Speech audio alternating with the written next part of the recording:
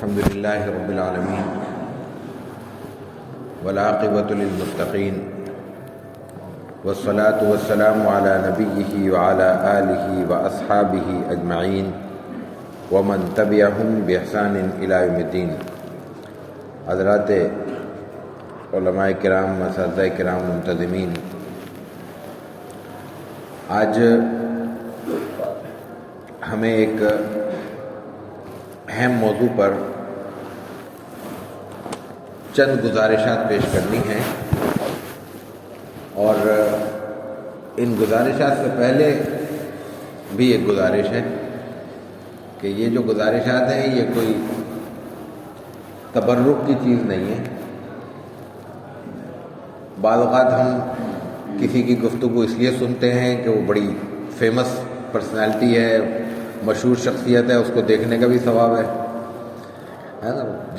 جس کی تصویر ٹی وی پہ آ رہی ہو یا موبائل پہ، فیس بک پہ کوئی یوٹیوبر ہو تو اس کو دیکھنے کا الگ ہی ثواب ہے۔ کوئی کسی کی آواز اور کسی کی بات ایسی ہے، اس میں کوئی لطیفے بازی ہے، اس کی شہرت ہے کہ بھئی وہ ہر دوسرے جملے میں ہنسا دیتا ہے، تو اس کو سننے کا الگ سلسلہ ہے۔ یا پھر یہ کہ کوئی اللہ رسول کی بات ہو رہی ہے، اس کو سننا ثواب ہے، اس کی مجلس میں بیٹھنا اللہ تعالیٰ کی برکتوں کے حصول کا موجب ہے۔ یہاں آج جو ہم بات کرنے جا رہے ہیں اس سے ہمارا مستقبل وابستہ ہے۔ ہم آج جہاں موجود ہیں اس کے بعد ہمارے سامنے ایک بہت طویل سفر ہمیں درپیش ہے۔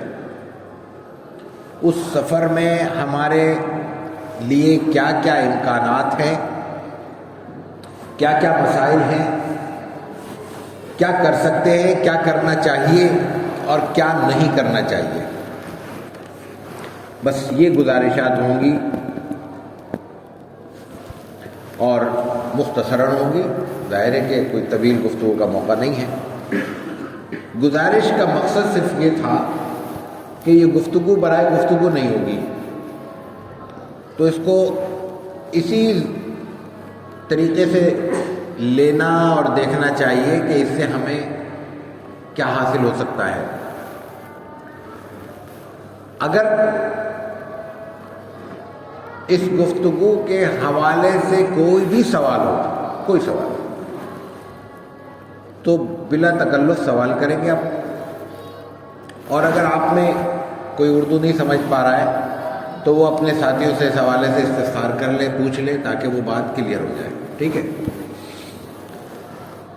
پہلی بات، دینی تعلیم کا مقصد کیا ہے؟ لیکن مقصد کو سمجھنے سے پہلے دینی تعلیم کیا ہے اس کو سمجھنا ضروری ہے۔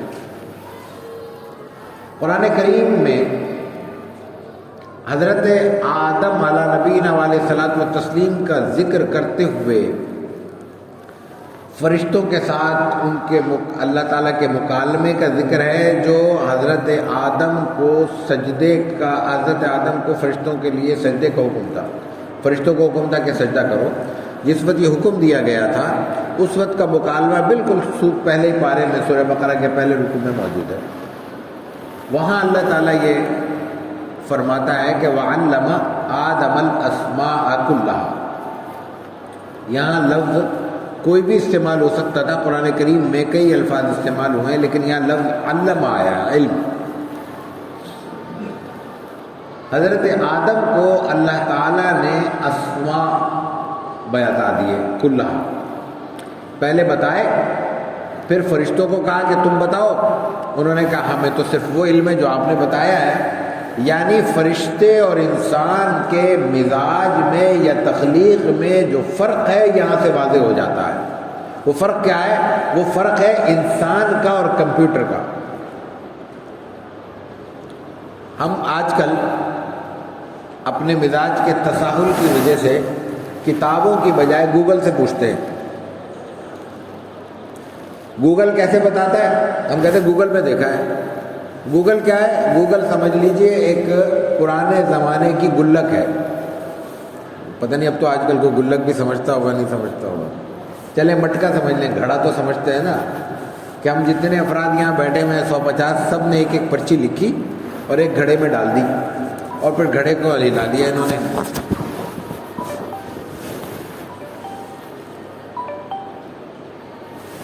ہلانے کے بعد اب وہ پرچی آگے پیچھے ہو گئی.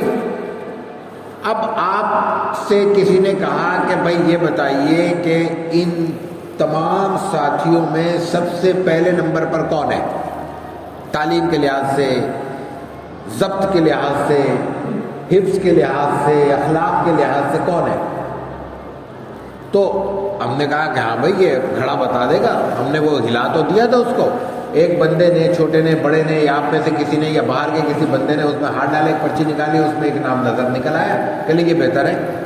کوئی اس کو درست سمجھے گا طریقہ؟ کوئی اس سے مطمئن ہوگا؟ نہیں ہوگا نا. یہی حال اپنا گوگل کا ہے کہ اس پہ بہت ساری معلومات اکٹھی موجود ہیں، کوئی بھی معلومات وہاں سے لی جا سکتی ہے. جو معلومات زیادہ سرچ ہو رہی ہوتی ہے وہ اوپر آ جاتی ہے، ہم سمجھتے ہیں گوگل نے بتایا. اس میں گوگل کا اس کوئی کمال نہیں ہے، اس کا الگورتھم ایسا ہے کہ اس میں جو چیزیں زیادہ تلاش کی جاتی ہیں وہ زیادہ ابھر کے سامنے آ جاتی ہیں، وہ سامنے آپ کو نظر آ جاتی ہے. خیر، تو جو اصل بات میں عرض کر رہا تھا کہ اصل صورتحال یہ ہے، اس کیفیت میں ہم اس گوگل کے مزاج سے ہمیں اندازہ ہو سکتا ہے کہ گوگل وہی بتاتا ہے جو اس کے پاس موجود ہوتا ہے اس کے ذخیرے میں. تو فرشتوں کا معاملہ یہی ہے کہ جو ان کے کمپیوٹر میں فیڈ کر دیا گیا ہے صرف وہ آئے گا. ان کو چونکہ اللہ تعالیٰ نے یہ تمام اسماء بیان نہیں کیے تھے اس لیے وہ ان کے پاس جواب نہیں تھا. انسان اس کے برعکس ہے. انسان انتہائی ناتواں حالت میں بغیر کچھ جانے، بغیر کچھ سمجھے اس ماحول میں پیدا ہوتا ہے، لیکن جس ماحول میں پیدا ہوتا ہے اپنی ضرورت کی ساری چیزیں سمجھ لیتا ہے، جان لیتا ہے، ماحول سے سیکھ کے، دیکھ کے. تو دیکھ کے سمجھنے اور سیکھنے کی صلاحیت انسان میں ہے، فرشتوں میں نہیں ہے. یہ بات تھی جو اللہ تعالیٰ نے انسان کو اختیار دیا. اختیار وہیں دیا جائے گا جہاں صلاحیت موجود ہوگی. تو اس کیفیت میں اللہ تعالیٰ نے فرمایا وَعَلَّمَ آدَمَ الْأَسْمَاءَ كُلَّهَا. یہ جو اللہ تعالیٰ نے ان کو سکھایا تھا، حضرت آدم کو یہ کیا سکھایا تھا؟ قرآن کریم تھا. قرآن تو نازل نہیں ہوا، رسول اللہ صلی اللہ علیہ وسلم پہ نازل ہوا ہے.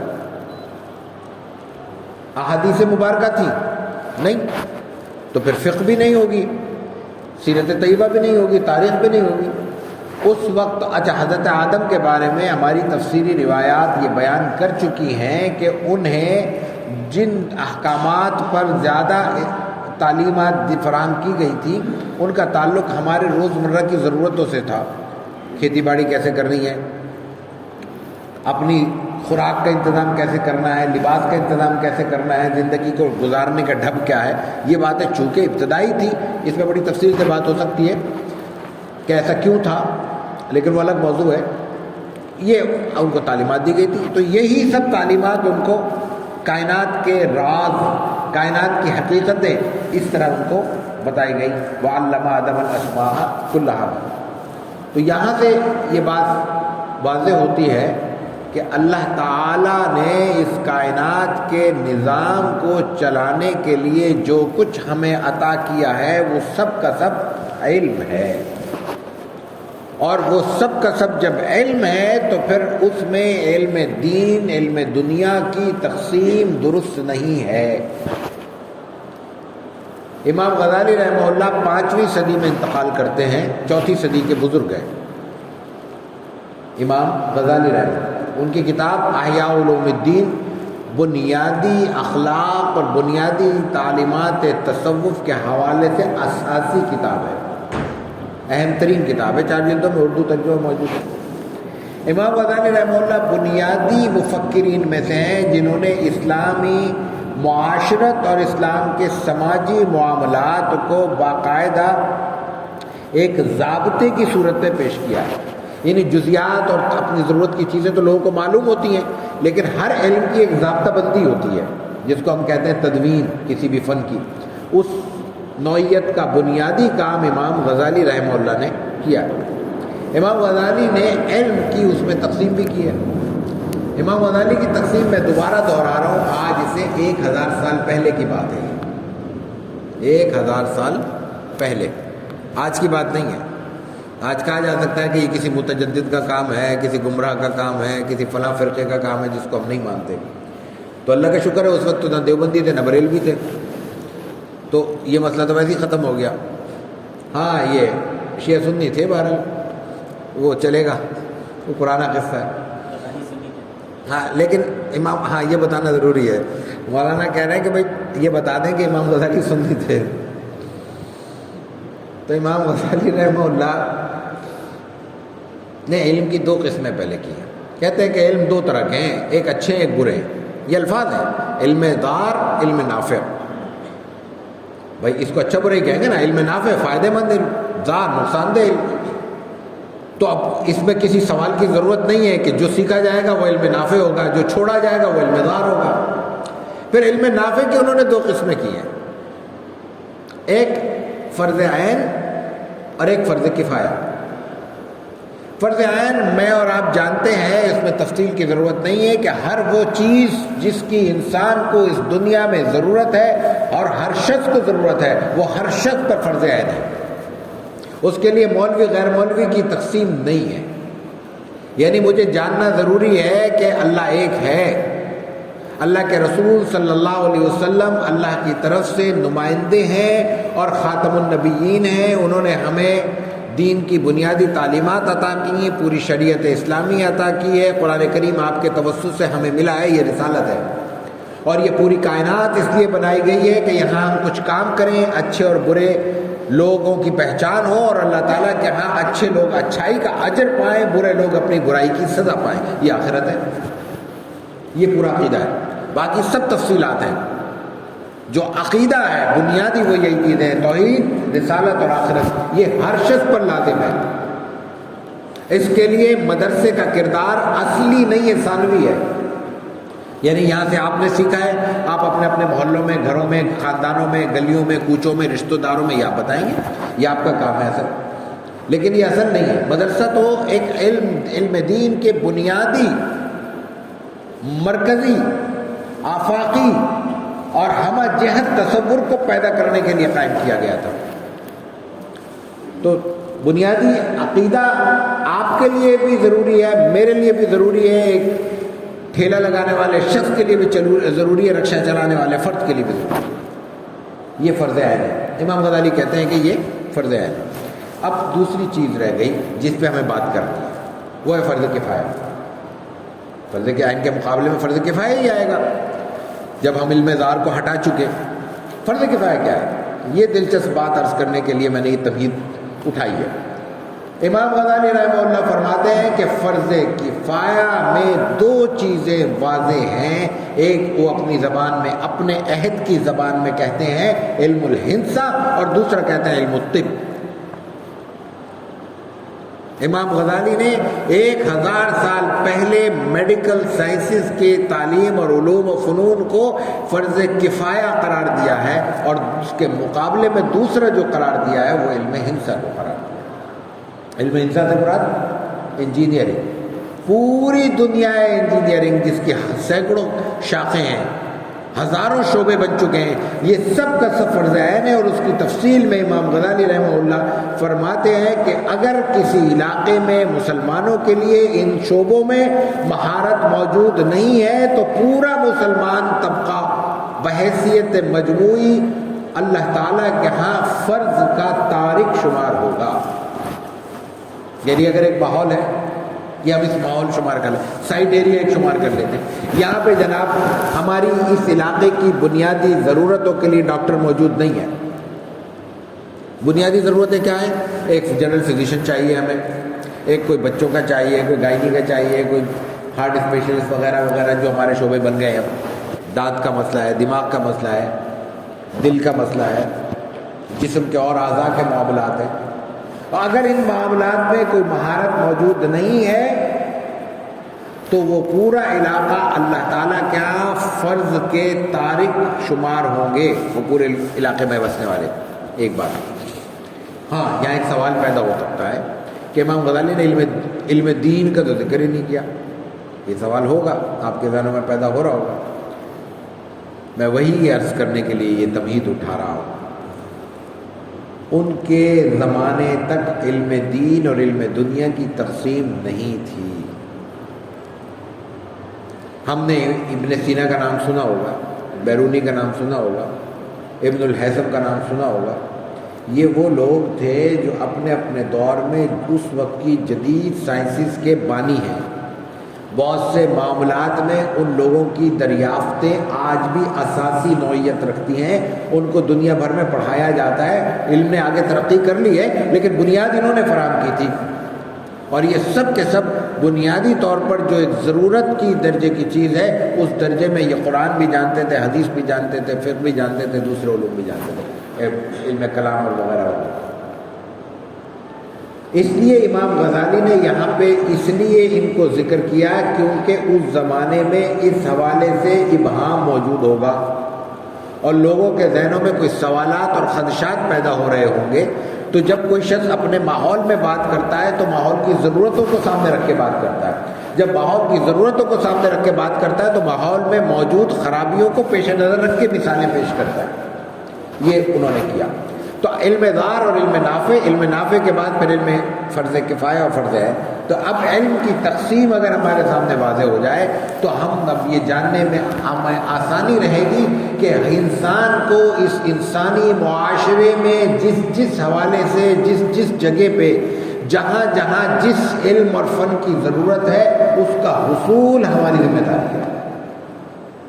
جب ہم یہ اتنی سی بات کر لیں، کیونکہ میں نے باتیں آگے طویل کرنی ہے، میں اس میں تفصیل میں نہیں جا سکتا، جب ہم اتنی بات واضح کر لیں تو پھر ہمارے لیے جاننا آسان ہو جاتا ہے کہ اب ہمارے پاس صرف ایک چیز کا امکان باقی بچتا ہے، وہ ہے کہ ہم اپنی ضرورت کے مطابق اپنے لیے کسی ایک شعبے کا انتخاب کریں۔ آپ نے شعوری طور پر یا شاید اپنے گھر والے یا ماحول یا اساتذہ یا دوست احباب کی توجہ دلانے پر اس شعبے کا انتخاب کیا ہے جو آج ہمارے سامنے ہے۔ یہ دینی اور عصری علوم کی تقسیم نہیں ہے، یہ دینی اور دنیاوی علوم کی تقسیم نہیں ہے، یہ قرآن و سنت ہے۔ بس مختصراً اللہ تعالیٰ کے ہاں تعلیم کے اور علم کے اور فن کے حوالے سے صرف دو چیزیں ہیں، ایک وہ چیز ہے جو ہمارے لیے ضروری ہے، ایک وہ چیز ہے جو ہمارے لیے مفید ہے، اور ایک وہ چیز ہے جو ہمارے لیے ضروری نہیں ہے یا مفید نہیں ہے یا غیر مفید ہے۔ جب ہم یہ سمجھ لیتے ہیں تو پھر اگلا مرحلہ ہمارے لیے آسان ہو جاتا ہے کہ ہم عالم کیوں بنیں یا عالم کیوں بن رہے ہیں۔ علم دین جس کو ہم کہہ رہے ہیں، قرآن و سنت، یہ بنیاد ہے، باقی سب اس سے مستنبط ہے، سب استخراج اور استشہاد کی چیزیں ہیں۔ اس میں پھر ہمیں جان لینا چاہیے کہ جیسے ہم نے علم ہندسہ کا ذکر کیا، انجینئرنگ، علم طب کا ذکر کیا، ایسے قرآن و سنت باقاعدہ باضابطہ ایک علم ہے۔ جیسے کوئی شخص ایک وقت میں انجینئر ہو سکتا ہے، ڈاکٹر ہو سکتا ہے، ایک ہی وقت میں نہ انجینئر ہو سکتا ہے نہ ڈاکٹر، یہ نہیں ہو سکتا کہ ایک شخص کو کہا جائے کہ وہ انجینئر بھی ہے ڈاکٹر بھی ہے۔ دیہاتوں میں ہوتا ہے کہ وہ الیکٹریشین بھی وہی ہے، پلمبر بھی وہی ہے، اور جناب انجیکشن بھی وہی لگا رہا ہے، وہ وہاں تک ٹھیک ہے، لیکن اس کو کوئی ضابطے کی بات نہیں کہا جاتا۔ یہ تو الٹپ جو چاہے۔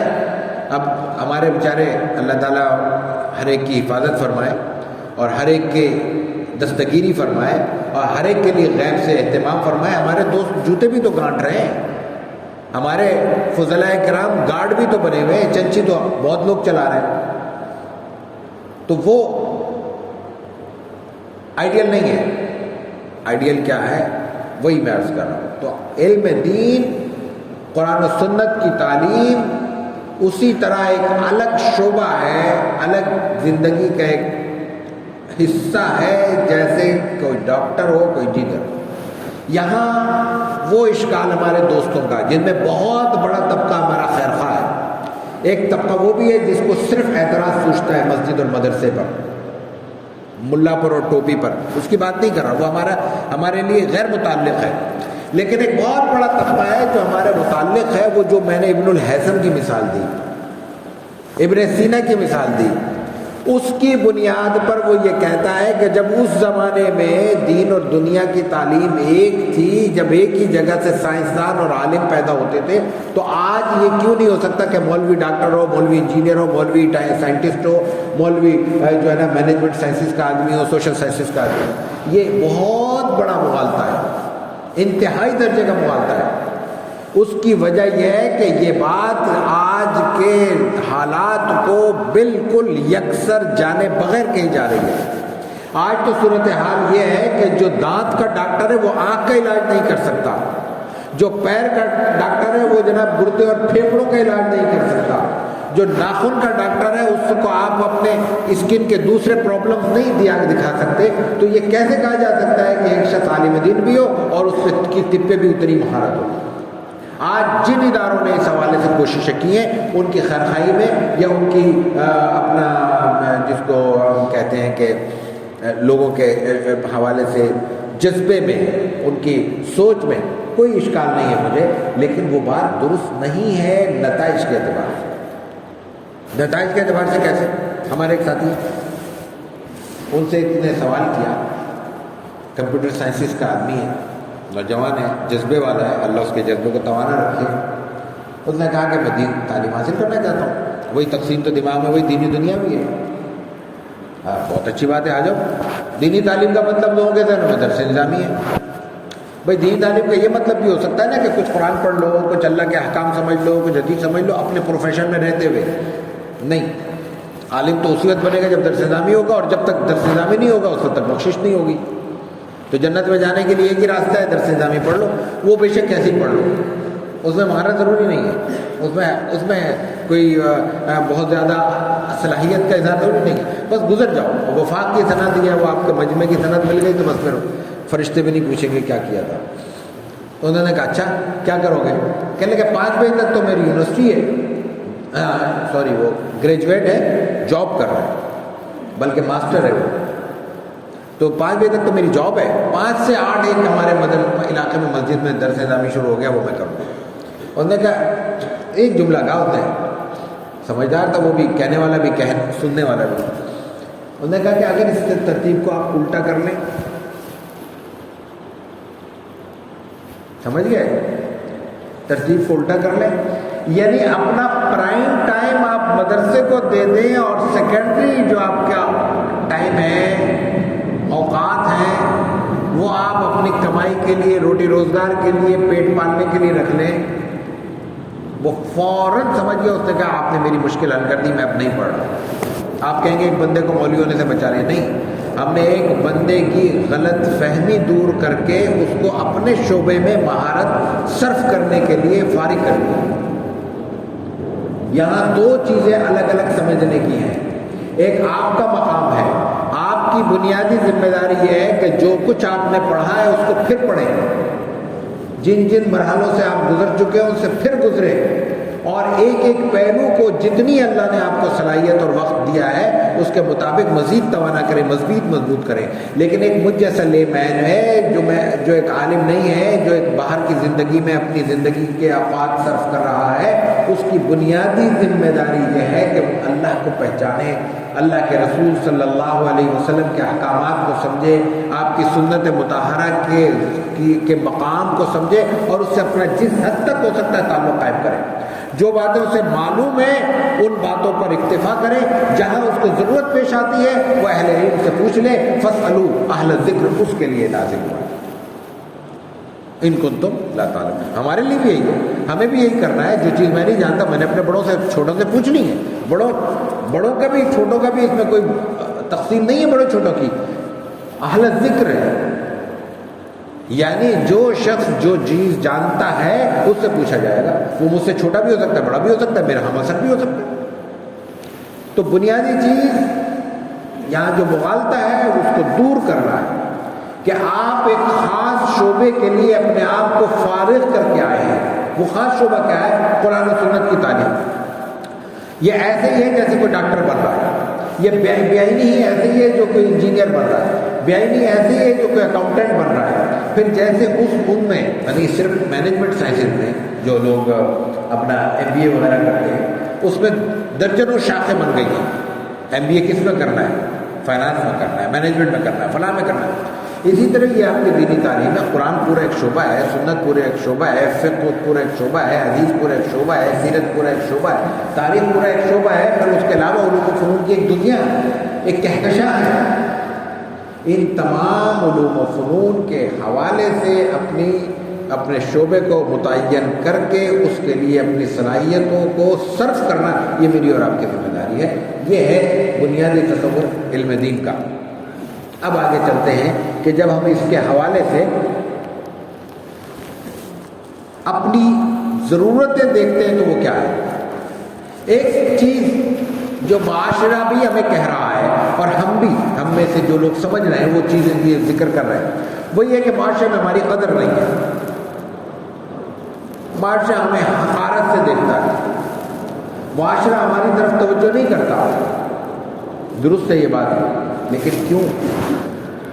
ہمارے لیے یہ کہہ دینا کافی نہیں ہے کہ ایسا ہو رہا ہے، ہمارے لیے ضروری ہے کہ ہم دیکھیں ایسا کیوں ہو رہا ہے، ایسا کیوں ہو رہا ہے۔ اب وہ کیوں ہو رہا ہے اس کو دیکھیے۔ معاشرے کا ایک اصول ہے، رسول اکرم صلی اللہ علیہ وسلم جب پہلی وحی قرآنی کے بعد حضرت خدیجۃ الکبریٰ رضی اللہ تعالی عنہا کے پاس آتے ہیں اور ان سے اپنے احساسات پیش کرتے ہیں ان کے سامنے، تو وہ تسلی دیتی ہیں۔ وہ کیا کہتی ہیں؟ کلا واللہ لا یخزیک اللہ ابدا انک لتصل الرحم وتحمل الکل وتکسب المعدوم وتقری الضیف وتعین علی نوائب الحق۔ یہ 5 باتیں کہی ہیں، ترجمہ کرنے کی مجھے ضرورت نہیں ہے۔ اس کا مفہوم کیا ہے؟ اس کا مفہوم صرف یہ ہے کہ اللہ آپ کو اس لیے ضائع نہیں کرے گا کہ آپ معاشرے کے لیے مفید ہیں اور آپ معاشرے کے لیے گزشتہ 40 برسوں سے انتہائی اہم خدمات انجام دے رہے ہیں۔ یہی مفہوم ہوا نا؟ آپ غریبوں کا کام کرتے ہیں، بوجھ اٹھاتے ہیں، ناداروں کی مدد کرتے ہیں، کہ جس کے پاس کچھ نہیں ہے اس کو کما کے دیتے ہیں، یہی ہے نا؟ تو اصل چیز یہ ہے کہ معاشرہ اس کو یاد رکھتا ہے جو دینے والا ہو اور اس سے کنی کتراتا ہے جو لینے والا ہو۔ آپ کے بارے میں اس کی رائے یہ بن گئی ہے کہ آپ لینے والے ہیں، آپ چندہ مانگ رہے ہیں، اس سے چندے مانگ مانگ کے مدرسہ چلا رہے ہیں۔ اگر ان کو یہ پتہ چل جائے کہ آپ دے رہے ہیں تو وہ آپ کی ناقدری نہیں کرے گا، بلکہ آپ کی قدر کرنے میں کوئی کسر اٹھا کے نہیں رکھے گا۔ کیسے؟ اب یہاں پہ آ کے دیکھیے کہ ہم دینے والے ہیں تو کیسے ہیں، اور اس کو میں آسان کر دوں مزید تو یہ عرض کروں کہ ایک عالم کی حیثیت سے معاشرے میں ہماری کیا کیا جگہ موجود ہے۔ معاشرے میں عالم کی حیثیت سے ہماری ذمہ داریاں کیا کیا ہیں۔ میں ابھی آپ سے اگر سروے کروں، یہ اصل میں یہ اس طرح کی ورک شاپ ہوتی نہیں ہے، یہ تو ایک گفتگو ہے۔ اصل یہی موضوع اگر مجھے 3-4 گھنٹے ملے تو ہم اس میں ایک سوال نامہ رکھیں گے، کچھ آپ سے سوال لیں گے، پھر ہم اپنی بات کریں گے، تو اس میں ذرا بات زیادہ بہتر ہوگی۔ لیکن بہرحال عالم کی میں آپ سے پوچھوں کہ کیا کیا ذمہ داری ہے، کیا کیا کام کر سکتا ہے؟ آپ کہیں گے تدریس کرے گا، ٹھیک ہے۔ آپ کہیں گے امام ہوگا وہ، ٹھیک ہے۔ آپ کہیں گے مؤذن بن جائے گا وہ، بالکل ٹھیک ہے۔ آپ کہیں گے ہم جا کے وہاں پہ ٹیوشن پڑھا لیں گے، ٹھیک ہے۔ آپ میں سے کچھ کہیں گے نہیں ہم جناب شریعہ کنسلٹنسی کریں گے، ٹھیک ہے۔ یہی ہوگی نا 4-6 چیزیں۔ عالم کی ذمہ داری بہت ہے۔ عالم کی ذمہ داریاں اس وقت معاشرے میں کیا کیا ہے؟ سب سے زیادہ اس وقت جن شعبوں میں ہماری ضرورتیں ہیں وہ 3 بڑے شعبے ہیں۔ بہت سارے شعبے ہیں، جو تیسرا شعبہ ہے وہ خود بہت سارے شعبوں کا مجموعہ ہے، لیکن 3 بڑے شعبے ہیں۔ پہلی چیز معاشیات۔ معاشیات سے مراد سبجیکٹ کے طور پہ معاشیات، اکنامکس، اس کے پھر کئی شعبے بنتے ہیں۔ ہمیں ماہر بینکار چاہیے، ہمیں ماہرین معاشیات درکار ہے۔ ہمارا پورا فائنانس کا شعبہ جو بہت سے شعبوں کا مجموعہ ہے وہ اس وقت ایسے ماہرین کی تلاش میں ہے جو ان کو صحیح دینی تعلیمات فراہم کر سکے، مہارتیں فراہم کر سکے جدید حالات کے مطابق۔ جب ہم لفظ جدید بولتے ہیں اس کا مطلب یہ نہیں ہوتا کہ قرآن کے تعلیمات کو تبدیل کیا جائے، بلکہ یہ ہوتا ہے کہ جو کچھ مزار میں چل رہا ہے اس کو قرآن کے مطابق تبدیل کیا جائے، قرآن پر ڈھالا جائے، لیکن اس کے لیے ضروری ہوتا ہے بازار کو سمجھا جائے، اور اس سے بھی پہلے ضروری ہوتا ہے قرآن کو سمجھا جائے، حدیث کو سمجھا جائے، فقہ کو، اسلام کو، یعنی اسلامی معاشیات کو سمجھا جائے۔ جب ہم اسلامی معاشیات سمجھ جائیں گے تو پھر مارکیٹ سمجھیں گے، جب مارکیٹ سمجھ جائیں گے تو ہمیں پتہ چلے گا مارکیٹ میں اسلام کتنا ہے، غیر اسلام کتنا ہے۔ جو اسلام ہے الحمدللہ، جو نہیں ہے اس کو تبدیل کر لو، یہ ہماری بنیادی ضرورت ہے، یہ بنیادی فریضہ ہے۔ اس کے بہت سے شعبے ہیں، لیکن وہ جو شاعر نے کہا تھا نا کہ ناداں جو ہے نا وہ چند کلیوں پہ قناعت کر گیا، تو ہم نے صرف ایک بینک میں، اسلامی بینکنگ، اسلامی ونڈوز میں شریعہ ایڈوائزر کی کلی پر قناعت کر لی۔ شریعہ ایڈوائزر تو ابتدا ہے، معمولی درجے کی چیز ہے، بہت بڑا کام ہے۔ معمولی سینس میں کہہ رہا ہوں کہ ہمارے پاس امکانات کے طور پہ بہت بڑی دنیا واضح ہے، یہ ایک چھوٹا سا شعبہ ہے۔ خیر، یہ ایک پہلو ہے معاشیات۔ دوسرا پہلو ہے قانون کا۔ اس وقت ہمارے یہاں سوشل میڈیا بھی اور دوسری دنیا بھی ایک بہت بڑی الجھن میں ہے، عدالتی نظام اور پھر عدالت میں ہونے والے فیصلے اور ان فیصلوں کے معاشرے پر پڑنے والے اثرات، یہ ہمارے اندر پیدا آتے رہتے ہیں۔ ہمیں کچھ فیصلے پسند ہوتے ہیں، کچھ فیصلے نہیں پسند ہوتے، لیکن کیا ہم نے سوچا کہ ہم میں قانون کو سمجھنے والے اور قانون کی مہارت رکھنے والے کتنے لوگ ہیں؟ اس کے دو بڑے اہم پہلو ہیں۔ ایک پہلو شاید آپ کے لیے نیا ہو جو میں عرض کرنے جا رہا ہوں آگے۔ قانون کا ایک پہلو تو یہ ہے کہ جو ہمارا اس وقت نظام ہے، دیوانی قانون ہے، فوجداری نظام ہے، وغیرہ وغیرہ، اس طرح کے جتنے قوانین موجود ہیں، ان قوانین میں مہارت رکھنا اس لیے ضروری ہے تاکہ اس سے ہم اپنے لیے ہم اپنی ضرورتوں کے مطابق اپنے کام پورے کر سکیں، اپنی ضرورتوں کی تکمیل کر سکیں۔ لیکن ایک اور پہلو بھی ہے، پاکستان آئینی طور پر، دستوری طور پر اسلامی نظریاتی مملکت ہے۔ آئین میں یہ بات لکھی گئی ہے کہ پاکستان میں کوئی قانون اسلام کے خلاف نہیں بنے گا، یہ دستور میں لکھا گیا۔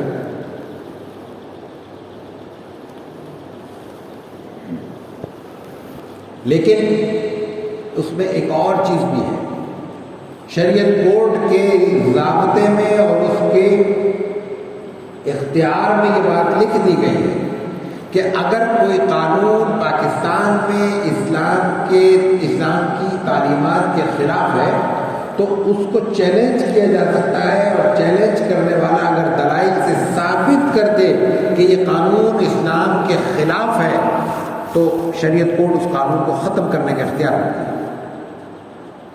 اس کو چیلنج میں نہیں کیا جا سکتا، چیلنج ہوگی وہ صرف سپریم کورٹ میں، تو سپریم کورٹ میں بھی عام جج اس کا جائزہ نہیں لیں گے، بلکہ شریعہ ایپلیٹ بینچ جائزہ لیں گے جس میں 2 عالم موجود ہیں۔ شریعت کورٹ میں 3 عالم ہونا ضروری ہے، یا 3 عالموں کی سیٹیں، اور شریعہ ایپلیٹ بینچ میں 2 کی، جو مجھے یاد پڑ رہا ہے۔ اس کا مطلب کیا ہوا؟ اس کا مطلب یہ ہوا کہ اگر ہم اپنے 50 برس ضائع نہ کرتے، جب سے یہ 73 کے آئین کے بعد یہ سب دفعات شروع ہوئی ہیں، پہلے کو 47 کو چھوڑ دیں، تو آج ہمارا آئین بڑی حد تک، ہمارا دستور، ہمارے قانون، مختلف قوانین بڑی حد تک کم از کم کہہ سکتے ہیں کہ اسلام کے مطابق ہوتے ہیں۔ کیوں نہیں ہوئے؟ اس لیے کہ ہم میں سے کتنے ہیں جن کو یہ بات معلوم ہے، اور جن کو معلوم ہے ان میں سے کتنے بشمول ساری جماعتوں کے، ساری مذہبی جماعتوں کے، جنہوں نے کوئی باقاعدہ اس پہ کوئی کام کیا ہو اور لوگوں کو جا کے بتایا ہو، یا اپنے یہاں شعبے قائم کر کے اس کو ایک ذمہ داری سمجھ کے عدالت میں چیلنج کرنے کی کوشش کی؟ کتنے لوگ ہیں؟ یہ بات کسی کو معلوم ہی نہیں ہوگی، یہ کام ہی نہیں ہے کرنے کا۔ ایک بینر لے کر سڑک پہ کھڑے ہو جانا، یہ سال میں کسی ہنگامی معاملے میں ایک بڑی ریلی نکال لینا تو ہمارے لیے آسان ہے، لیکن قانون کو سمجھ کر، قانون کو اسلام کے مطابق پرکھ کر، اس میں جو چیزیں تبدیلی کی متقاضی ہیں ان کو تبدیل کرنے کے لیے کوشش کرنا میں سے کوئی تیار نہیں ہے، جانتا ہی نہیں ہے، تیاری تو بات کون سی؟ یہ قانون کا سب سے اہم مرحلہ ہے جو ہمیں جاننے کے لیے بولتے ہیں۔ پھر میں اس سے بھی آگے بات کرتا ہوں، مجھے بات کرنے کا جہاں بھی موقع ملتا ہے اس موضوع پہ میں ان سے پوچھتا ہوں کہ ایسا کریں، سب چیزیں ذہن سے نکال دیں، سارے سوالات آپ یہ تصور کریں، 2 منٹ کے لیے کر لیں تصور، کوئی حد نہیں ہے، کہ میرے پاس یہ اختیار ہے کہ میں وہ جو ججز کی، عالم کی نشستیں خالی ہیں شریعت کورٹ میں، سپریم کورٹ کے شریعہ اپیلٹ بینچ میں، مجھے اختیار ہے میں آپ میں سے کسی کو رکھ سکتا ہوں۔ آپ میں سے چلے آپ کہیں کہ ہم تو ابھی چھوٹے ہیں، ہمارے پاس اتنا ہمارا حوصلہ نہیں ہوگا کہ اتنی بڑے منصب پہ جائیں، وہ تو بہت بڑی جگہ ہے، تو آپ کو علم تو ہوگا، آپ اپنے بڑوں میں سے کسی کا نام تجویز کر دیں جو قانون جانتا ہو، شریعت کورٹ پہ بیٹھ سکے، بتائیں کس کا نام تجویز کریں؟ تجویز مانی صاحب، بس جج بھی وہی، وکیل بھی وہی، منصف بھی وہی، مفتی بھی وہی، عالم بھی وہی، اور 5 سیٹوں پہ ایک تقی عثمانی کو بٹھاؤ گے، ایک پہ ہاتھ رکھو گے، ایک پہ ٹانگ رکھو گے، کیا رکھو گے ان کا؟ اور وہ پہلے رہ چکے، ریٹائر ہو چکے وہاں سے، وہ میں چلے جاؤں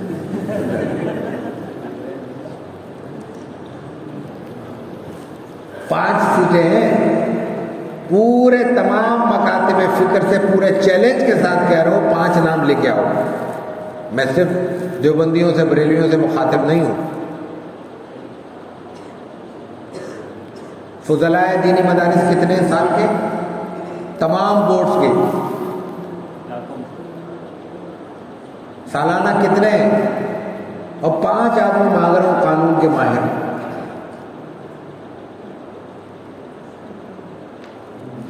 چھا گیا سناٹا۔ یہ معاملہ صرف قانون کا نہیں ہے، میں نے جو پہلے عرض کیا معاشیات کا بھی یہی حال ہے، اور اگلا مرحلہ اس سے بھی اہم ہے جو میں عرض کرنا چاہ رہا ہوں۔ یہ میں آپ کو ڈرانے کے لیے نہیں کہہ رہا، امکانات کے لیے کہہ رہا ہوں۔ اپنے لیے یہ شعبے تلاش کریں اور ان شعبوں میں مہارت حاصل کریں اور آگے جائیں۔ آپ کے لیے دنیا بہت کھلی ہے، پوری دنیا غلط ڈرا رہی ہے آپ کو کہ آپ فارغ ہو کے کہاں جائیں گے، آپ کے پاس کام نہیں ہے۔ میں کہتا ہوں اتنا کام ہے کہ ہمارے پاس مولوی نہیں ہے، سارے رکشے بند ہو جائیں گے، سارے چنچی چھڑوا دیں گے ہم، سارے موبائل ریپیئرنگ کی شاپ جو مولویوں نے کھولی ہوئی سب بند ہو جائیں گی اگر آپ اپنا مقام پہچان لیں، اپنی مہارت حاصل کر لیں۔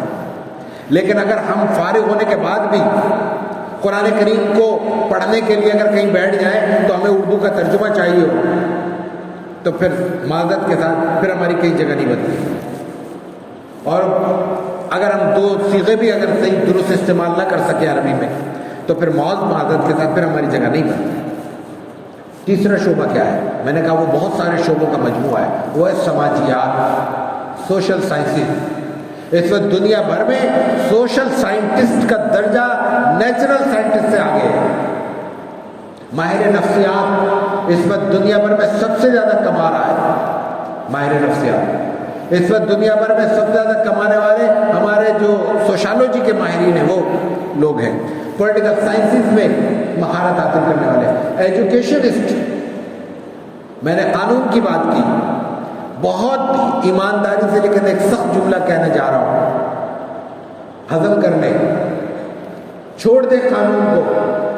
ہمارے پاس پورے مدارس کے سسٹم اور نیٹ ورک میں نصاب سازی کے فن کو جاننے والے کتنے لوگ ہیں؟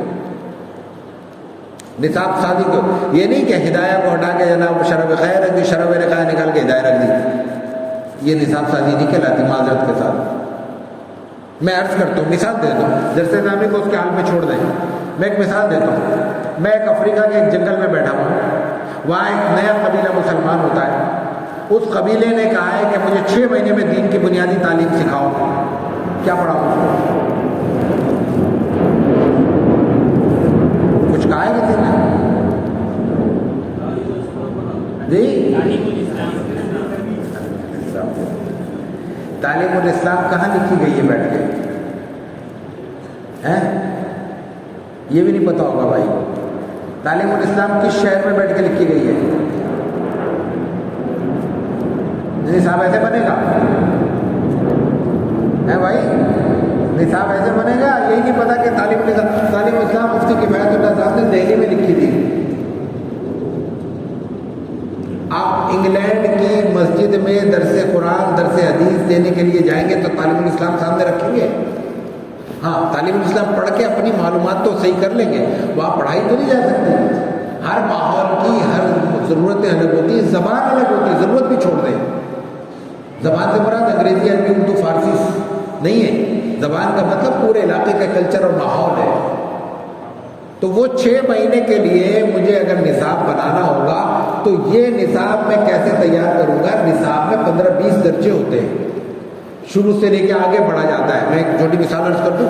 اردو کا ہمیں نصاب بنانا ہے، اردو کی کلاس 1 اور کلاس 2 کا نصاب بنانا ہے. تو کیسے بنائیں گے؟ کلاس 1 میں بالکل ابتدائی درجے کی تعلیم رکھیں گے، کلاس 2 میں 70% نئی معلومات فراہم کریں گے، 30% کو دہرائیں گے.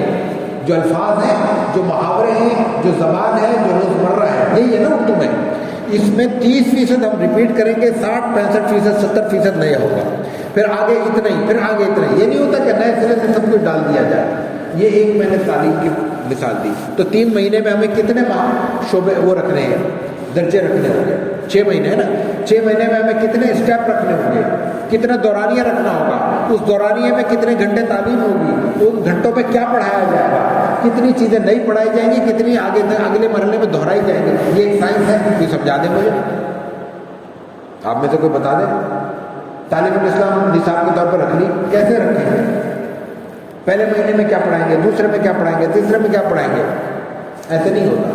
ہمارے پاس ایجوکیشنسٹ اور خاص طور سے ماہرین نصابیات کی بہت بڑی ضرورت ہے. آپ لوگوں کے پاس گنجائش ہے، اس میں مہارت حاصل کریں اور آگے بڑھیں. یہ میں نے ایک مثال دی. اس کے علاوہ سوشل سائنسز کا ہر شعبہ ہمارے لیے کھلا ہوا ہے. میں نے نفسیات کی مثال دی. ہمارے ہاں اس وقت بہت بڑا طبقہ مایوسی کا شکار ہے. اس کی مایوسی کون دور کرے گا؟ مایوسی تو اچھی چیز نہیں ہے، تو مانتے ہیں نا. تو مایوسی دور کرنے کی ذمہ داری کس کی ہے؟ عالم کی ہے. عالم کیسے دور کرے گا؟ وہ پہلے مایوسی کو سمجھے گا، مایوسی کے اسباب جانے گا، اسباب کا تدارک کرے گا، پھر جائے گا معاشرے میں. یہ ہم نے پڑھا ہے، یہ ایک شعبہ ہے ہمارے لیے. تو میں یہ عرض کر رہا ہوں کہ ہمارے لیے امکانات بہت زیادہ ہیں، وہ معاشرے کی ضرورتیں ہیں.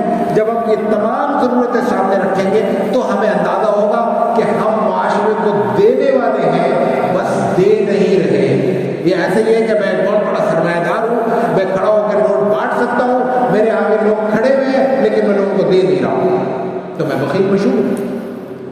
یا میں نے دینے کا میکنزم نہیں بنایا، یا مجھے پتہ ہی نہیں دیا کیسے جانا ہے. ہر صورت میں قصوروار میں. ایک بات، اگلی بات، صنعت اور مہارت یہ 2 الگ الگ چیزیں ہیں. ہماری اب تک کی ساری توجہ صنعت کے حوالے سے ہے. سرٹیفکیٹ نہیں مل جائے. ہم شارٹ کورسز کراتے رہتے ہیں. سب سے زیادہ جو اصرار کرنے والے لوگ ہوتے ہیں، سرٹیفکیٹ مانگنے والے، وہ لوگ ہوتے ہیں جنہوں نے کورس میں شرکت کی نہیں ہوتی. 3 دن کا کورس ہے نا، جو 1 دن آئے وہ کہتے ہیں سرٹیفکیٹ دے دو. کوئی ہمارا دیانت اس کے سامنے نہیں. بھائی کم از کم 2 دن آؤ 3 دن کے کورس میں، تب تو ہم سرٹیفکیٹ دے دیں. آپ کا کیا جا رہا ہے؟ بھائی میرا یہ جا رہا ہے کہ میں غلط بات کر رہا ہوں. اس سرٹیفکیٹ سے بنے گا کیا؟ تو نہیں بنے گا تو لے کیوں رہا ہے بھائی؟ بیوقوفی تو تم کر رہے ہو، میں تھوڑی کر رہا ہوں. لیکن اس سے آپ کا کیا نقصان ہے؟ میرا نقصان ہے. آپ کا کیا فائدہ ہے؟ کہ کچھ نہیں، ہم رکھیں گے فائدہ. یاد رکھنے کی بات ہے کہ ایک دور ہمارا ایسا گزرا ہے. میں درس نظامی کی تاریخ پر نہیں آیا، کہاں سے مسائل پیدا ہوئے میں اس پہ بات نہیں کر رہا. ایک دور ایسا تھا جب صنعت کچھ نہیں تھی، مہارت سب کچھ تھا. کسی عالم کے پاس کوئی صنعت نہیں ہوتی تھی. بہت سے بہت یہ ہوتا تھا کہ کسی سے اس نے عقیدت میں پوچھ لیا آخری درجات میں، ہاں وہ کہتا ہے ہاں میرے پاس اس نے بخاری پڑھی ہے، مشکات پڑھی ہے، بس اتنی صنعت ہوتی تھی. آپ نے نہیں دیکھا ہوگا کسی نے ہدایت کی صنعت دی ہو، کسی نے کہا کہ میرے پاس اتنے جو ہے نا وہ میپسی پڑھی ہے اور حدیث سعیدیہ پڑھی ہے، اب تو نصاب میں ہی نہیں رہی وغیرہ. ایسا کہیں نہیں ملے گا. پرانی تاریخوں میں دیکھ لیں، تذکروں میں کہاں ملے گا اس نے بخاری اس سے پڑھی ہے، ترمذی اس سے پڑھی ہے، فلاں فلاں، بس اتنا ہی ملتا ہے. تو ایک وقت وہ تھا جب اصل چیز کیا تھی؟ مہارت تھی، صنعت کچھ نہیں. پھر ایک وقت آیا جب مہارت اور صنعت اکٹھی ہو گئی. پھر ایک وقت آیا کہ بہارت پیچھے چلی گئی جو اس وقت ہم دور سے گزر رہے ہیں، اب سند کا سب کچھ ہے، لیکن جس وقت یہ معاملہ ہم پر پیش آیا ہے اس وقت دنیا سند کے اس چار سے یہ سند کی اس نفسیات سے نکل چکی ہے دنیا۔ آپ کو میں ایک مثال دیتا ہوں، ابھی یہاں پہ مختلف نوعیتوں کے ٹیسٹ ہوتے ہیں، آپ نے سنا ہوگا کہ نا وہ ایکسپو سینٹر میں ٹیسٹ ہو رہا ہے اور رش لگا ہوا ہے، اچھا چھوڑ دیں اس کو، یونیورسٹیوں میں جاب کے لیے بھی جاتا ہے، چھوڑ دیں جاب کے لیے، ایم فل کرنے کے لیے جاتا ہے، ٹیسٹ دیتے ہیں، بھائی ہم نے ایم اے کیا ہوا ہے، یہ ایکویلنسی ہے ہمارے پاس، اس پہ ہماری مارک شیٹ موجود ہے، اس پہ ہمارا درجہ لکھا ہوا ہے کہ ہم ممتاز ہیں، یہ ایک کلاس ہے، اے پلس ہے، تو یہ ہم سے انٹرویو کیوں لے رہا ہے، یہ ہم سے ٹیسٹ کیوں لے رہا ہے؟ اچھا انٹرویو بھی سمجھ میں آتا ہے، ٹیسٹ کیوں لے رہا ہے بھائی؟ اس کا مطلب یہ ہوا کہ وہ ہمارا ٹکڑا کاغذ کا پردہ اس کی نظر میں قابل اعتماد نہیں ہے، یا یہ کہ مکمل قابل اعتماد نہیں ہے، وہ اپنا ٹیسٹ لے کے دیکھے گا کہ میں کہاں کھڑا ہوں۔ کیا مطلب ہوا؟ سند گئی، سند ختم ہو گئی۔ اب جو دور آ رہا ہے کم سے کم کے درجے میں وہ سند اور مہارت دونوں کا ہے، اس لیے جہاں آپ کو مہارت چاہیے وہاں سند بھی چاہیے، جہاں سند چاہیے وہاں مہارت بھی چاہیے۔ مجھے نہیں پتا آپ کے مدرسے کی جامعہ کی کیا پالیسی ہے، لیکن میں آپ سے بہت خیرخواہی کے ساتھ یہ عرض کر رہا ہوں کہ آپ میں جو لوگ پڑھنا چاہتے ہیں اور مختلف شعبوں میں جانا چاہتے ہیں، اگر آپ لوگوں نے ابھی تک ہماری اس میٹرک انٹر کی دنیا میں قدم نہیں رکھا تو ساتھ ساتھ کچھ نہ کچھ کر لیں۔ اور آپ کے ذریعے میں دوسرے ساتھیوں کو توجہ دلانا چاہوں گا کہ وہ اگر وقت کے ساتھ ساتھ اپنے تھوڑی وقت کو شام کے اوقات کو نکال کے کچھ گروپ بنانے کے بعد اپنے محلے میں کچھ ٹیوشنز وغیرہ کا انتظام کر کے میٹرک انٹر بی اے کر لیں تو اس میں آگے چل کر ان کو سہولت ہوگی۔ یہ مہارت میں نہیں کہہ رہا آپ کے لیے جو کچھ آپ پڑھ رہے ہیں اگر وہ سلیقے سے پڑھ لیں یہی مہارت ہے، لیکن یہ سند ہے، اس لیے کہ جو سند آپ کو مل رہی ہے اس کی کم از کم پاکستان میں کوئی حیثیت نہیں، یہ مان لیں۔ جتنی دفعہ آپ اس کو منظور کروا لیں اب تک کی صورتحال میں، جتنی دفعہ آپ چاہیں اپنے طور پر خوشی کا اظہار کر لیں، اس کی کوئی حیثیت نہیں۔ یہ ٹھیک ہے کہ آپ نے اللہ کے لیے دین کو حاصل کیا ہے تو اس دین کو اللہ کے حوالے کرنے کے لیے پھر آسان صورت یہ ہے کہ پھر یکسو ہو جائیں اور اپنی زندگی کو مدرسے کے ساتھ وقف کر دیں۔ لیکن یاد رکھنے کی بات ہے کہ سب کو مدرسہ پال نہیں سکتا، ہر ایک مدرسے میں نہیں بیٹھ سکتا، کسی کا علم اس درجے کا نہیں ہوگا، کسی کا مزاج اس درجے کا نہیں ہوگا، کسی کے گھر کے حالات اس درجے کے نہیں ہوں گے کہ وہ ایثار و قربانی کو اس کے ساتھ منسلک کر سکے۔ اس کے لیے بات کیا ضروری ہے؟ اس کے لیے ضروری ہے کہ اپنے لیے راستے خود منتخب کریں۔ ہمارے یہاں سوال پیدا ہوتا ہے، پھر جب ہم اس پہ بات کرتے ہیں تو ایک رد عمل پیدا ہوتا ہے کہ ہمارے مدرسے نے ہمارے لیے کیا کیا، محتمم صاحب نے کیا کیا، وفاق نے کیا کیا، مجمع نے کیا۔ دیکھو مجمع نے وفاق نے پال پوس کے 10 سال 8 سال آپ کی خدمت تو کی ہے، سب کچھ اسی نے کرنا ہے۔ باپ سگا باپ بھی جب بچہ جوان ہو جائے کہتا ہے بھائی اپنی روٹی روزی کا انتظام کرو، یہی کہتا ہے نہیں کہتا؟ تو اب کچھ ہمیں بھی کرنا ہے، اور جو کچھ ہمیں کرنا ہے اس کے لیے ہمیں خود اپنے طور پہ کوشش کرنی ہوگی۔ اب وہ کوشش کیا کرنی ہوگی میں اس پہ چند باتیں عرض کر دیتا ہوں، چند باتیں بس زیادہ نہیں۔ سب سے پہلے یہ کہ اپنے مہارتوں کو منصوبہ بندی کے ساتھ منظم کریں۔ درس نظامی کی آپ نے میرا خیال ہے سب نے تکمیل کر لی ہوگی۔ درس نظامی کی تکمیل کے بعد یہ دیکھیں کہ کس شعبے میں ہماری کمزوری ہے۔ بعض لوگ دور حدیث سے گزر گئے ہوں گے لیکن ان کو محسوس ہو رہا ہوگا کہ ان کے صرف و نحو میں کمزوری ہے۔ تو صرف نحو اتنی بڑی چیز نہیں ہے، ایک دفعہ ہم گزر چکے ہیں تو اس کو کچھ 2-4 مہینے کسی استاد کے پاس، کسی مسجد کے امام کے پاس، مؤذن کے پاس لگا لیں، ہماری صرف نحو بہتر ہو جائے گی، کیونکہ اس کے بغیر دنیا میں کچھ بھی نہیں ہے۔ عربی نہیں آتی، عربی کا ایک ہے تکلم، ٹھیک ہے وہ بہت بڑی دنیا ہے، وہ آنی چاہیے، مہارت آنی چاہیے، لیکن تکلم سے زیادہ ہمارا اصل موضوع ہے پڑھنا، سمجھنا، حل العبارہ۔ اگر ہم عبارت حل نہیں کر سکتے تو پھر ہمیں کچھ نہیں آتا، جتنی چاہے ہم بخراتی چھاڑ دیں۔ ایک بات، دوسری بات پھر اس کے بعد جو کچھ ہم نے پڑھا ہے اس کو پڑھانے کے لیے کیا کیا درکار ہے۔ پڑھنا الگ مرحلہ ہے، پڑھانا الگ مرحلہ ہے۔ سمجھنا الگ مرحلہ ہے، سمجھانا الگ مرحلہ ہے۔ میں اپنی زبان میں سمجھ سکتا ہوں، لیکن سمجھانے کے لیے آپ کی زبان چاہیے۔ میں اپنے ذہن سے بات پڑھ سکتا ہوں، لیکن پڑھانے کے لیے آپ کا ماحول چاہیے۔ تو مجھے جہاں پڑھنا ہے پڑھانا ہے، جہاں سمجھانا ہے اس کی زبان اور محاورے کو پوری گرفت میں لینا ہے۔ یہ نہیں ہے کہ ہم بیٹھے ہوئے کراچی میں اور زبان سے ہمارے معاملہ یہ ہے کہ زبان کے ساتھ کہ ہمیں درست اردو بولنی نہیں آتی، نہیں ہو سکتا مسئلہ۔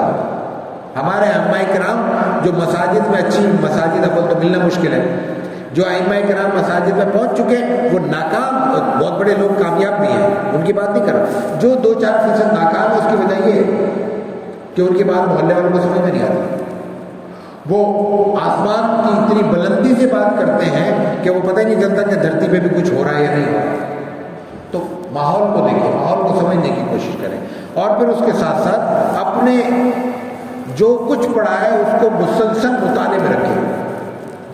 مسلسل مطالعے کا مفہوم یہ نہیں ہے کہ ہر چیز ہر وقت پڑھی جا سکتی ہے، مطلوب مفہوم یہ ہے کہ ہمارا شعبہ کیا ہے۔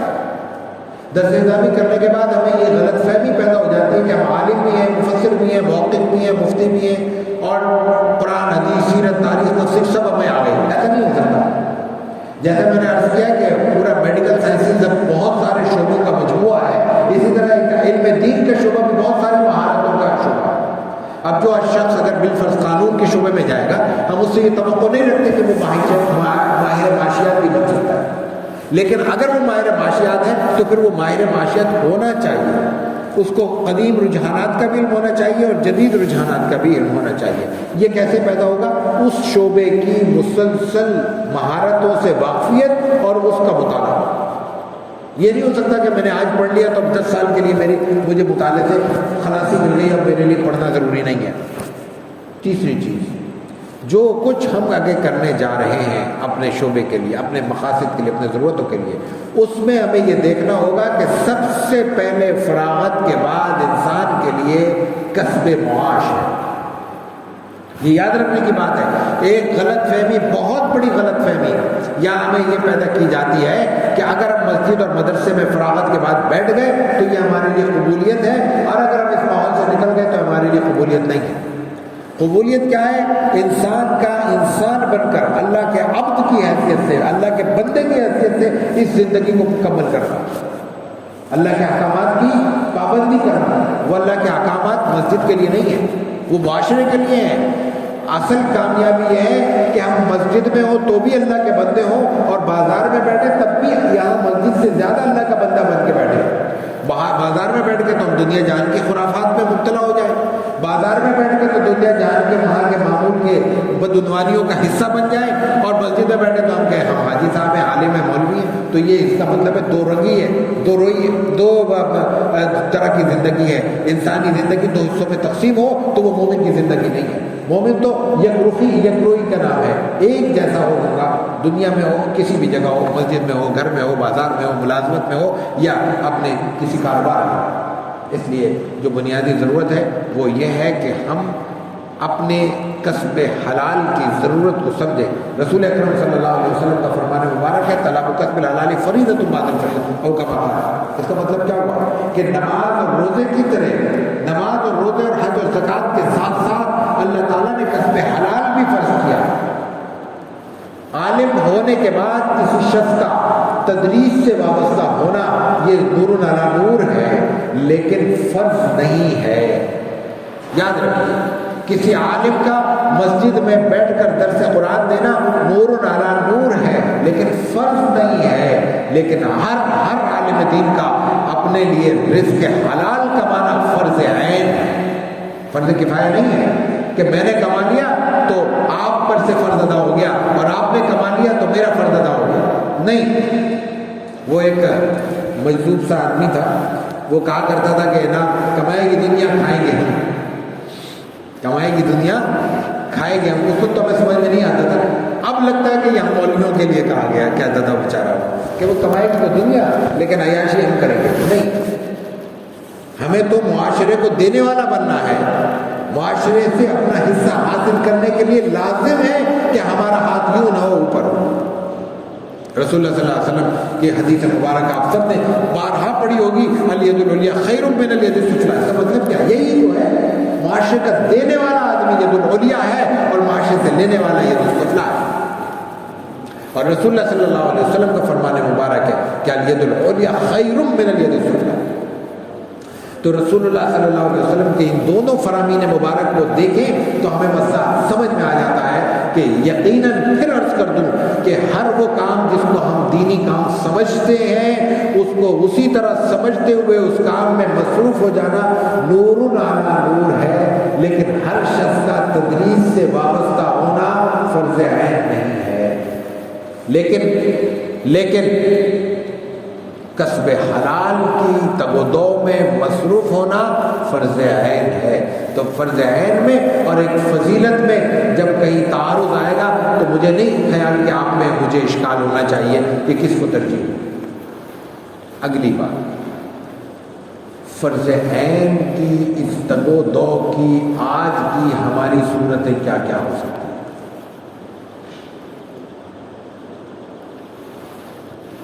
سب سے افضل، سب سے اعلیٰ، سب سے زیادہ آئیڈیل، مثالی تدریس ہے۔ عالم کے لیے عالم کی حیثیت سے سب کچھ ہے تدریس ہے، اور عالم اگر مدرس نہیں ہے تو سچی بات ہے وہ کچھ بھی نہیں ہے۔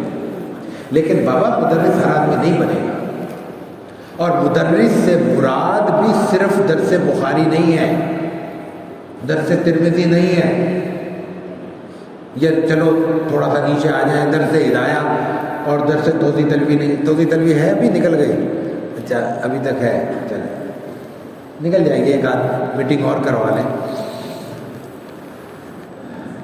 درس توضیح تلوی نہیں۔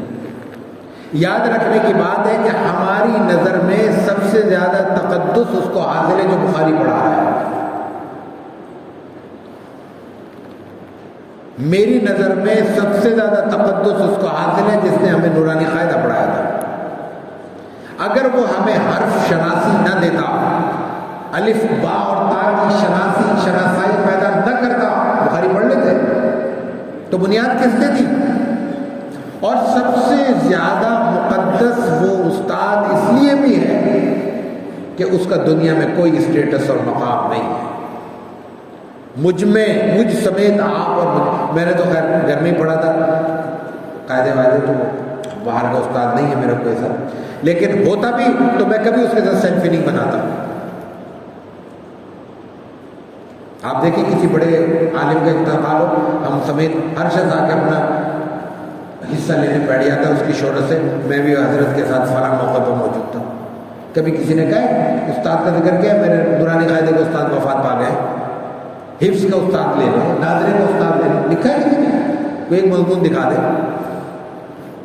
تو اصل چیز یاد رکھنے کی ہے کہ جب میں عرض کر رہا ہوں کہ تدریس سب سے اہم ہے، تو تدریس سے مراد کسی بھی معاملے میں کوئی بھی چیز پڑھانا ہے جس کا میں موقع مل جائے، اور اس میں سب سے مقدس چیز اللہ کا کلام ہے، سب سے مقدس چیز، اور اس میں بھی سب سے زیادہ اہمیت اس بات کی ہے بطور عالم کہ ہم کتنے دفعہ دن میں یا ہفتے میں یا مہینے میں قرآن کریم کا درس دیتے ہیں۔ لیکن میں عرض کروں، درس سے مراد نہیں جو وہ آسان ترجمہ قرآن کھول کے پڑھانا نہیں، وہ مجھ جیسے عامیوں کا کام ہے، آپ جیسے علماء کا کام نہیں ہے۔ قرآن پڑھائیں، قرآن سے پڑھائیں، استفادہ کریں تو بنیادی اساسی تفاصیل سے کریں۔ یہ جو ترجمے ہیں یہ عوام کے لیے ہیں۔ کسی عالم کو کہا جائے کہ تم عامی ہو، گالی سے کم ہے اس کے لیے، اور کام وہ کر رہا ہے اگر عامیوں والا، تو پھر اس کو چاہے عامی کہا جائے یا عالم کہا جائے فرق کیا پڑے گا؟ ہے تو وہ عامی، عالم ہوتا تو وہ ایسی حرکت نہ کرتا۔ تو درس تدریس یہ بنیادی چیز ہے، لیکن اس کے درجے، بہت بڑی بات ہوگی کہ ہم مدرسے میں پڑھائیں، لیکن اگر کسی کو باہر ملازمت مل جاتی ہے، اسکول میں، کالج میں، یونیورسٹی میں، انسٹیٹیوٹ میں، اور وہ آپ پڑھ کے بیٹھ کے اسلامیات پڑھاتا ہے تو گناہ کر رہا ہے، وہ تنخواہ لے رہا ہے، وہ تنخواہ مدرسے میں نہیں لے رہا، وہاں کی تنخواہ حرام ہے، یہاں کی حلال ہے۔ تقسیم کیا ہے، کیا لاجک ہے، کیا منطق ہے؟ کوئی ہے فرق، تفریق ہے؟ نہیں ہے۔ یہ دو نظروں سے دیکھنا بند کر دیں۔ جہاں موقع ملے، میں تو آپ کو اصرار کے ساتھ کہوں گا، جہاں موقع ملے گھس جاؤ، جہاں موقع ملے، لیکن یاد رکھنا ایک فرق کے ساتھ، جہاں آپ جائیں گے اپنے تشخص کے ساتھ جائیں گے، جہاں آپ جائیں گے نمائندے بن کے جائیں گے اللہ کے رسول صلی اللہ علیہ وسلم کے۔ یہ یاد رکھیے گا، ہم جب مسجد میں مدرسے میں ہوتے ہیں تو ہمارا رویہ کچھ اور ہوتا ہے، جب ہم یونیورسٹی اور کالج میں چلے جائیں تو ہمارا رویہ بدل جاتا ہے۔ حالانکہ ہمیں وہاں زیادہ اپنے تشخص کی ضرورت ہے، ہمیں وہاں زیادہ اپنے اخلاق اور کردار کے اعلیٰ معیار کو پیش کرنے کی ضرورت ہے۔ استاد ہے یونیورسٹی میں تنخواہ لے رہا ہے، کلاس نہیں لے رہا، نمبر دینے میں وہ لوگوں کی شکلیں دیکھتا ہے، تعلقات نبھاتا ہے، پسند ناپسند نبھاتا ہے، کہاں گئی امانت اور دیانت؟ رسول اللہ صلی اللہ علیہ وسلم نے کہیں نہیں فرمایا کہ سفید کرتا پہننے والا، سفید پاجامہ پہننے والا، سفید امامہ رکھنے والا جو ہے وہ ہم میں سے ہے، اور جس نے سفید کپڑے نہیں پہنے وہ ہم میں سے نہیں ہے۔ کہیں نہیں فرمایا رسول اللہ صلی اللہ علیہ وسلم نے، لیکن آپ نے فرمایا کہ جس کے پاس دینداری نہیں ہے، جس کے پاس امانت نہیں ہے، لا دین لمن لا امانت ہے، جس کے پاس امانت نہیں ہے۔ تو یہ بددیانتی کی اعلیٰ انتہائی درجے کی شکل ہے جو ہم کر رہے ہیں، پسند ناپسند کی بنیاد پر۔ اور جو بدعنوانیاں ہیں وہ تو اپنی جگہ چھوڑ دیں۔ کتنے اساتذہ کو میں جانتا ہوں، یہ ہماری زندگی میں ملے ہیں، مدرسے میں ہیں، مدرسے کے آدمی ہیں، کالج میں استاد ہیں اور مدرسے میں پڑھا رہے ہیں، تنخواہ کالج سے لے رہے ہیں، یا کچھ پیسے کالج والوں کو دے دیتے ہیں۔ یہ 100% حرام اور ناجائز ہے۔ 100% اس کی جو روزگار ہے یا اس کی جو رقم ہے وہ ناجائز ہے۔ جس مقصد کے لیے اس کو وہ پیسے دیے گئے تھے وہ کام اس نے نہیں کیا، اس کے لیے اس کا استعمال کرنا حلال نہیں۔ تو تدریس سب سے ہے، تدریس کی ساری قسمیں ہماری ہیں اور ان میں سے کسی بھی شعبے سے وابستہ ہو سکتے ہیں۔ دوسری چیز، کسی بھی حوالے سے ہماری اگر مہارت موجود ہے زبانوں میں، خاص طور پہ عربی اور انگریزی میں، تو ہمارے یہاں ایک بہت بڑی دنیا اس وقت ترجمے کی وسیع کھلی بھی ہے۔ تو جو لوگ کچھ عربی میں شد بدھ رکھتے ہیں، انگریزی میں رکھتے ہیں، وہ 6 مہینے سال لگا کے اس شعبے میں مہارت حاصل کریں۔ کچھ عرصے کے بعد میں خود کوشش میں ہوں کہ اس سلسلے میں کچھ کورسز شروع کروں۔ بہت سی جگہوں پہ میری بات بھی ہوئی ہے۔ ہمارے یہاں بعض یونیورسٹیز اس درجے کے لیے مختص ہیں جو صرف ترجمے سکھاتی ہیں۔ ہماری وہاں بھی بات چیت چل رہی ہے کہ مدارس کے طلباء کو انوالو کریں اور انگریزی کی خاص طور سے مہارت پیدا کریں، عربی کی بھی کر سکتے ہیں۔ تو آپ سے میری گزارش ہوگی، صرف ملازمت کی غرض سے نہیں، دین کی ترویج کی نیت کر کے روزگار بھی اچھا ملے گا اور آپ کے لیے کام کرنے کے بھی مواقع ہوں گے۔ مترجم بنیے۔ مترجم 2 طرح کے ہیں، ایک تو یہ کتابی دنیا ہے، میری یہ کتاب ہے، اس کو آپ نے ترجمہ کر دیا عربی میں، انگریزی میں، فارسی میں، ہندی میں، سنسکرت میں، یہ مہارت ہے۔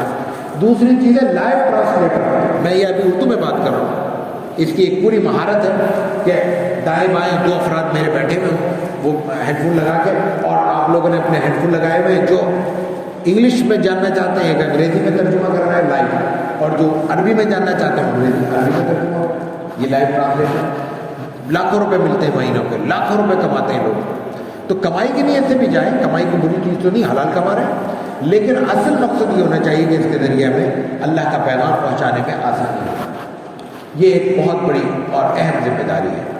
اور آخری بات میں جو عرض کر کے اپنی بات ختم کرنا چاہوں گا وہ یہ ہے کہ تدریس درس نظامی کی فراغت کے بعد کاروبار کا کیا درجہ ہے، اپنے کاروبار میں مصروف ہونا۔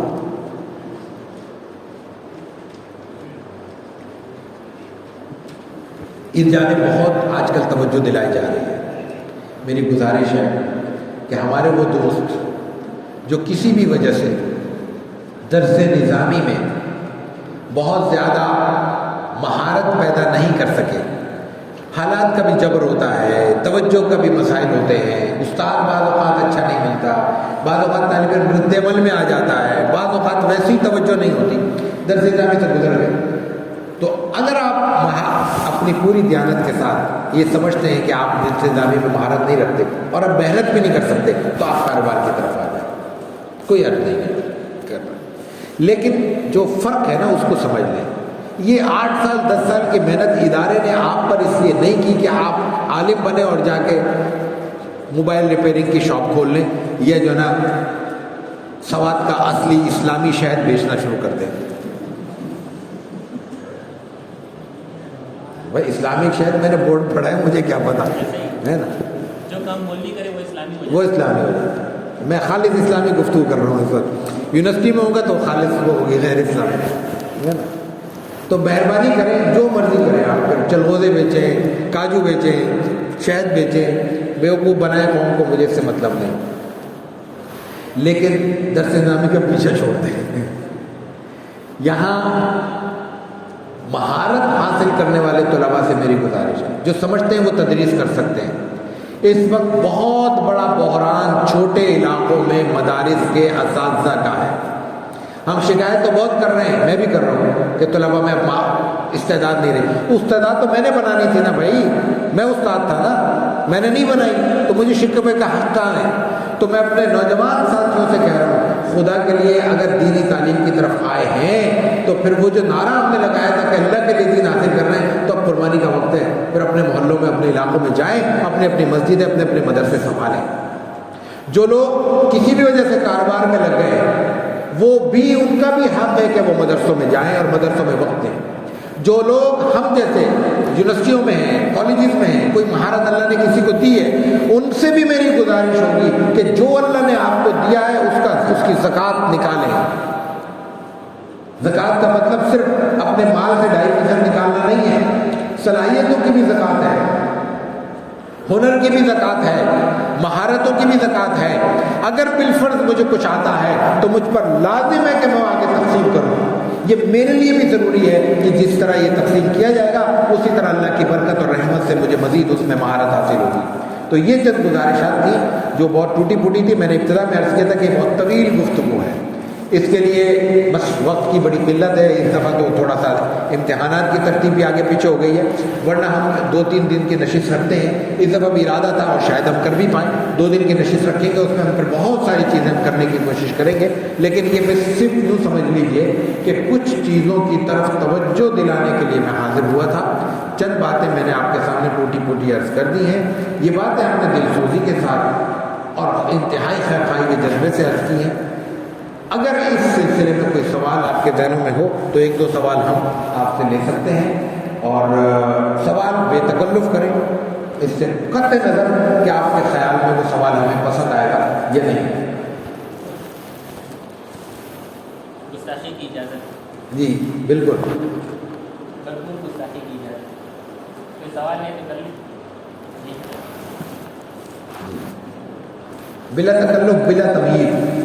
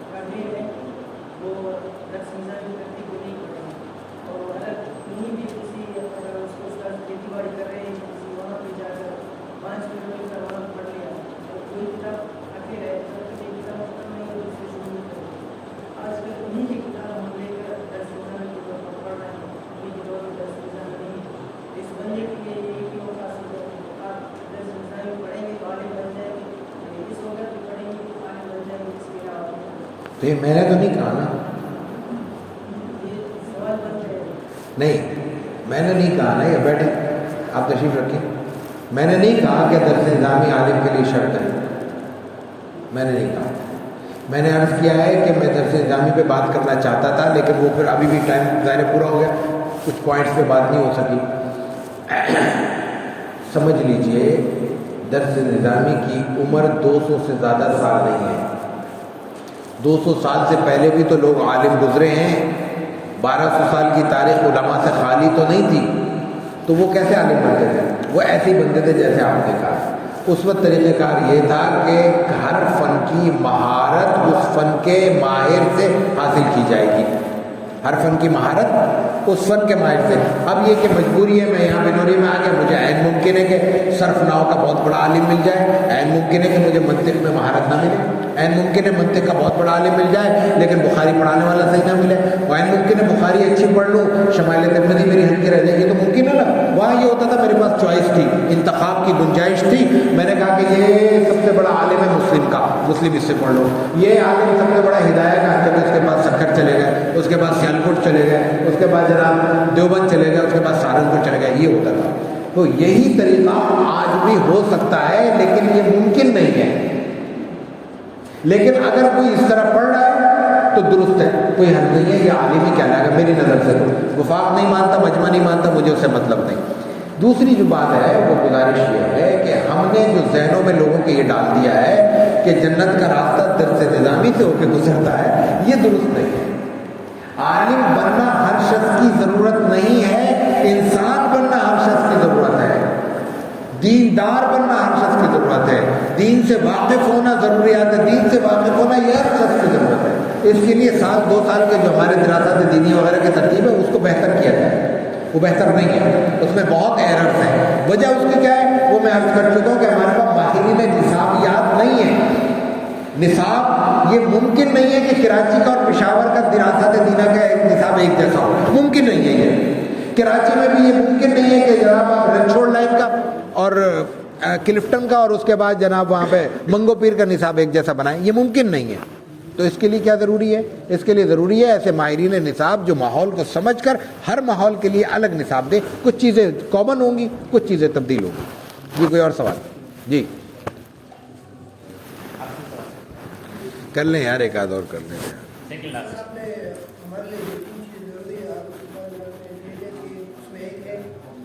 معیشت اور دوسرا ہے قانون اور تیسرا ہے سماجیت. یہ معیشت جو اس میں اکنامکس نے آپ نے کہا کہ اکنامکس میں کیا کیا کی جا سکتی ہے اور اس میں دیکھیں اس میں نے جو گزارشات کی تھی میں نے چند باتیں عرض کی تھی. ہمیں شریعہ کنسلٹنسی ہر شعبے میں درکار ہے. مثال کے طور پہ اب حلال فوڈ کا ایک اس میں الگ شعبہ بن گیا ہے. اس میں جناب علی ہمارے ہاں فائنانس کا پورا شعبہ موجود ہے، تکافل ہمارا موجود ہے، بینکنگ ہمارے ہاں پورا موجود ہے. پھر ہمارے ہاں اکاؤنٹنگ کے اندر ہمارے ہاں بہت ساری ایسی چیزیں ہیں جس میں ہم اسلامی شریعت کو پیش نظر رکھ کر لوگوں کو رہنمائی فراہم کر سکتے ہیں. پھر اس میں ٹریننگ کا شعبہ الگ سے ہے. یعنی ایک تو وہ ہے نا جو وہاں جا کے کنسلٹنسی کریں، ایک وہ ہے جو لوگوں کو مہارتیں فراہم کریں، لوگوں کو تربیت فراہم کریں.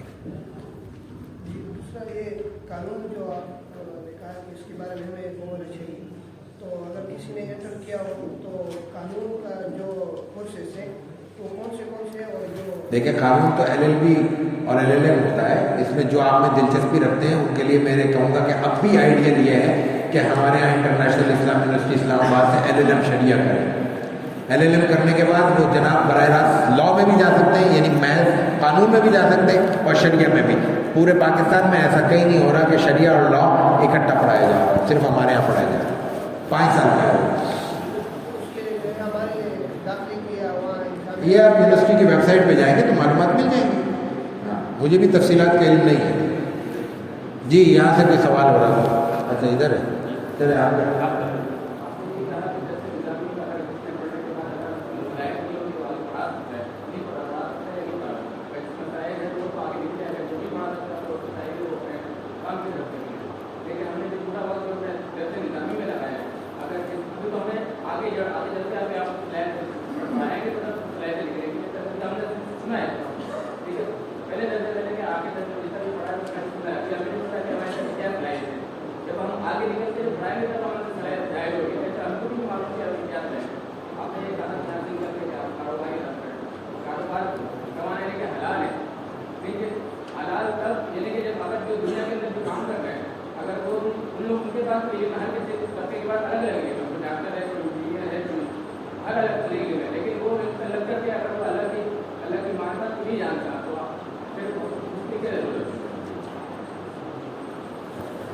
خلاصہ کچھ سمجھ میں آیا ہے؟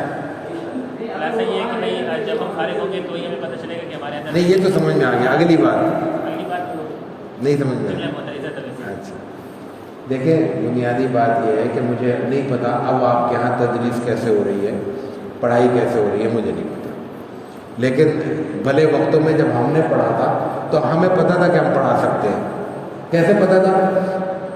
اس لیے کہ ہم تکرار کرایا کرتے تھے، صرف تکرار نہیں کراتے تھے، بعض اوقات ہمیں بہت برا لگتا تھا، سچی بات بتا رہا ہوں، استاد ہمیں پکڑ لیتے تھے، کہتے مثلاً جب ہم شرح جامی کے اس میں تھے تو ہم نے کچھ اپنے سے نچلے درجوں کو تھوڑا بہت پڑھایا ہے، ایسے ہی غیر رسمی، بتاتے کہ یہ فلاں کا ہے، اس کو سمجھ میں نہیں آ رہا ہے، تم یہ پڑھا دو، قافیہ کا یہ بحث اٹکی ہوئی ہے، فلاں بحث اٹکی ہوئی ہے، پڑھا دو۔ تو اب آج کل مجھے نہیں پتہ کیا ہے، اگر کوئی شخص ڈھنگ سے سلیقے سے درس نظامی پڑھ چکا ہے تو اس میں اتنا اعتماد ہونا چاہیے کہ وہ یہ کہے کہ میں پڑھا سکتا ہوں، صرف ایک فرق کے ساتھ۔ مجھے بھی جب فراغت کے بعد اگر کوئی پوچھتا فوراً کہ کیا پڑھاؤ گے تو میری بھی کچھ پسندیدہ کتابیں ہوتی، وہ آپ کی بھی ہو سکتی ہیں، آپ میں بھی ہو سکتی ہیں، مطلب مجھے کہا جاتا قدوری پڑھاؤ، میں کہتا جناب پہلے مرحلے میں لے آؤ، بغیر تیاری کے پڑھا دوں گا۔ مجھے کہتے ہدایہ پڑھاؤ، خصوصاً اول ہے، شرح وقایہ کہہ دیتا، مجھے کوئی اپنا اصول شاشی کہہ دیتا، اسامی کہہ دیتا، یا یہ کہ کیا کہتے ہیں مختصر المعانی وغیرہ، ہم نے بڑے شوق سے پڑھی تھی، شوق سے پڑھا دیتے۔ قطبی کبھی نہیں شوق سے پڑھی تھی، اللہ کا شکر ہے میرا خیال نکل گئی ہے وہ، نہیں جو آپ نے پڑھا تھا پڑھا دیتے۔ یعنی اب دیکھیں نا نور الانوار بھی تو اس میں بھی تو آدھی منطق ہے، بات منطق کی نہیں تھی، بات تھی کتاب ہم نے کہاں پڑھی، کیسے پڑھی۔ جب دلچسپی سے ایک چیز پڑھی نہیں تو ہمیں نہیں پڑھانی ہے، لیکن اگر دلچسپی سے پڑھی ہے تو پھر ہم اس کو پڑھا سکتے ہیں۔ جو بات آپ نے آگے کرنے کی کوشش کی وہ میری سمجھ میں تو نہیں آئی۔ میں جب کاروبار کی بات کر رہا ہوں تو اس میں ڈاکٹر اور انجینئرنگ کی مثال غیر متعلق ہے، وہ پروفیشن ہے، وہ شعبہ ہے۔ کاروبار کا مراد وہی ہے کہ بھئی ہم کوئی بھی چیز مارکیٹ میں خرید و فروخت میں مصروف ہو جائیں، یا یہ کہ پھر مینوفیکچرنگ میں جائیں، صنعت میں جائیں۔ صنعت میں ہم جس میں بھی جائیں گے وہ ہمیں سیکھنا پڑے گا، لیکن وہ 8 سال نہیں سیکھنا پڑے گا، کہیں 3 مہینے، کہیں 6 مہینے۔ وہ تو ہم چھوٹی سی دکان بھی کھولیں گے نا تو اس کی بھی کچھ مہارتیں ہمیں کسی کے ساتھ بیٹھ کے سمجھنی ہوں گی، تو وہ تو ہم سیکھ سکتے ہیں۔ لیکن یہ بات ذہن میں سے نکال دیجیے کہ درس نظامی کرنے کے بعد صرف ہمارے پاس تدریس ہے اور کوئی راستہ نہیں ہے۔ میں اس غلط فہمی کو دور کرنا چاہتا ہوں، ٹھیک ہے؟ نہیں ہے جی، بتائیں، بولیں، سوال کریں، پورا کریں، اس کو نمٹا لیتے ہیں۔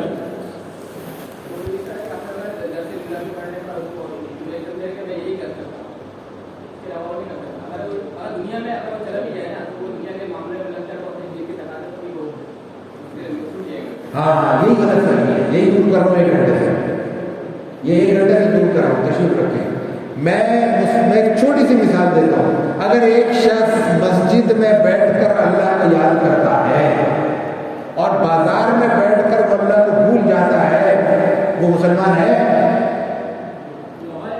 نہیں، ماحول کیا چیز ہے؟ تو اس کا مفہوم کیا ہوا؟ اس کا مفہوم کیا ہوا؟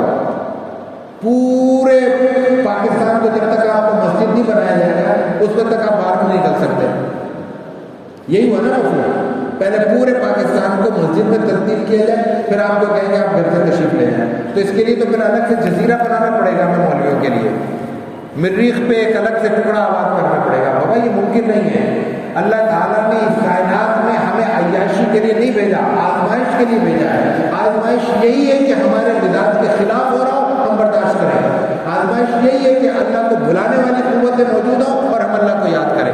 یہ اس کے لیے ریاضت چاہیے، محنت چاہیے، میں آپ کی بات سے متفق ہوں، لیکن یہی تو مطلوب ہے اللہ کو۔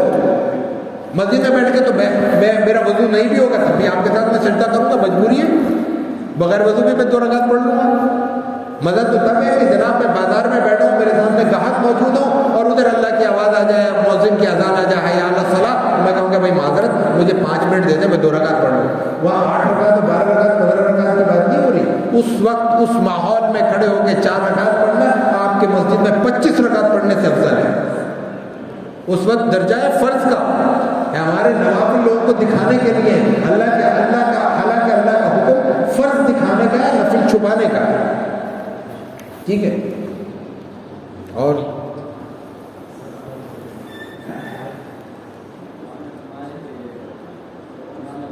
یار یہ جو نا ہم نے فرمایا، ہم بہت فرما چکے ہیں، براہ راست اپنے سوال شروع کر دیں، زیادہ ہے، سوال یہ ہے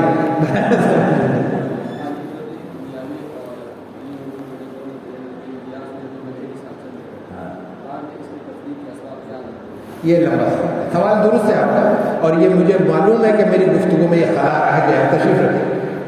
ہاں کتاب پڑھ لیں تو بالخصوص ہندوستان کی جب آزادی کی جنگ ہوئی اور انگریز اور مسلمان بننا تو اس دوران اکابرین نے جو اس کی مخالفت کی، اکابرین نے اس کے اندر مطلب اس امتیاز ختم کرنے کا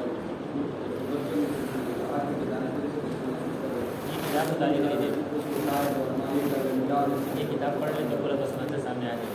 جی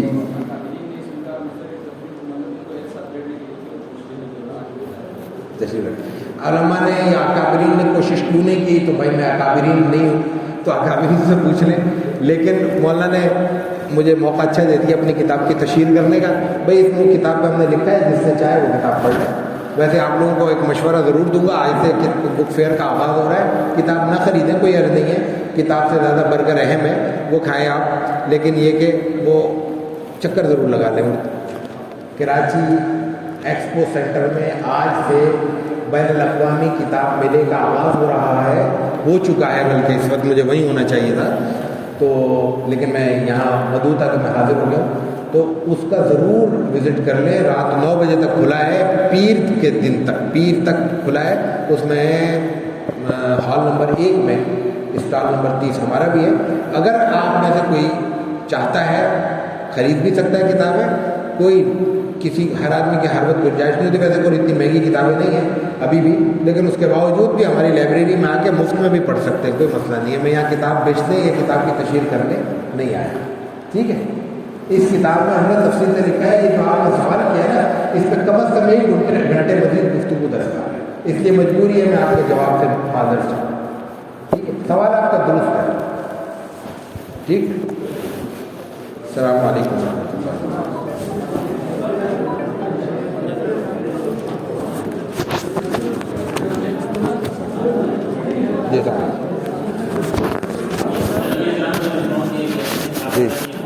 جی